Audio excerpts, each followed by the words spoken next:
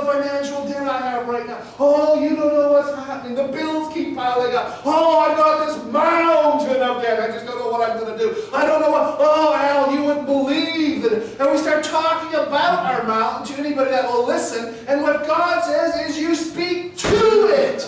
Come on. So you look at that mountain and you say, be thou removed.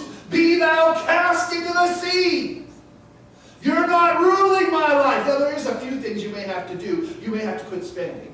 Yes.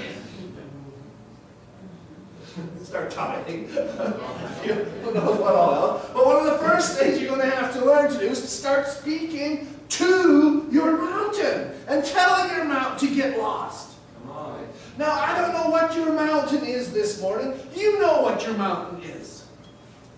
Well, Pastor, if my kids were behaved, then I would be able to happily serve the Lord. Oh, you don't know how bad my kids are. My kids are so wicked, they're all taking after their father's side. No. Or their mothers, whatever the situation may be. Now you're talking about it. Talk to it. And you're confessing.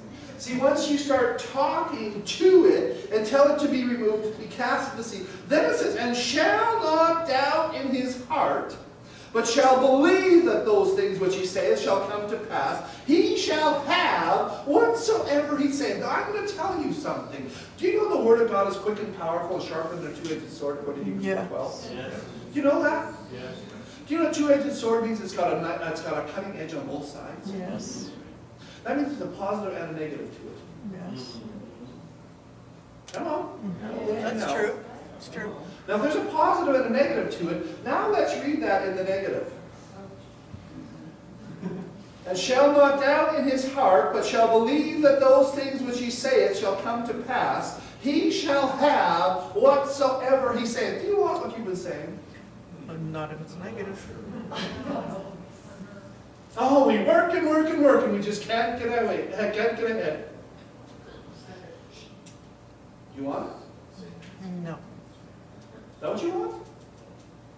Oh, sickness comes to our... You know, every time something comes around, we're the first ones to get it.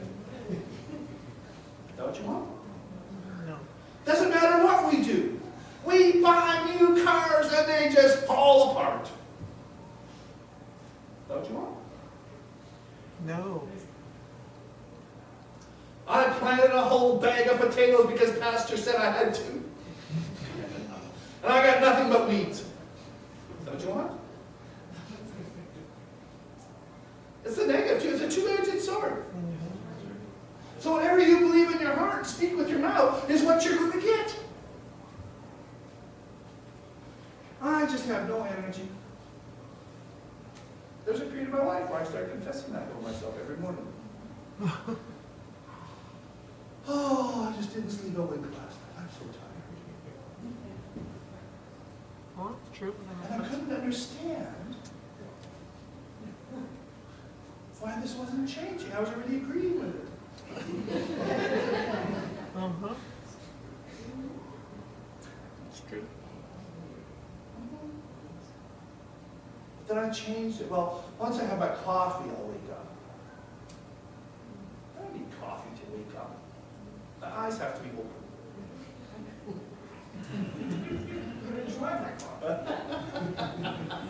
So there is the positive and there is the negative, but it says, and who shall not doubt his heart, but shall believe. And see, so often what happens is we really believe what we keep spouting out of our mouth. Yes. We really believe our kids are going to end up as criminals. No, we don't. Not us. We know better. They. Yana. He believes that. And they basically confess it over their kids. Bunch of little hooligans. They're going to end up in jail the way they're going. I've heard parents talk that way. You've heard parents talk that That's way. right. Bunch of juvenile delinquents. We can't figure out. Don't know why I ever had them. I knew then what I knew now. Oh. And you listen to these parents, you're going, and you believe this. And that's the sad part, because you believe it and you're speaking it out, you're going to have it. It's coming. But then don't turn around and say, oh, I just can't understand why. Therefore, wherefore? When the Bible says therefore, the thing you should ask yourself is wherefore.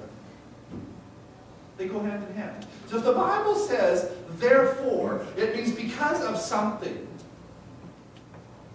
So when it says therefore, you ask yourself wherefore. Therefore, Jesus says, I say unto you. Why? Why does he say that? Because you're going to have what you want, or what you believe and say. Because of that, I say to you, what things soever you desire, when you pray, believe that you receive them, and you will have them. When are you supposed to believe that? When you pray. That's when you start believing it. Now you believe it when you pray, so if you believe it when you pray, then you believe that you have it. So if I would ask Brian, and I'm just going to use this as an example, he's in the front corner, he's going to move soon. But if I would go up to Brian and say, you know Brian, I need $100, can you lend me $100?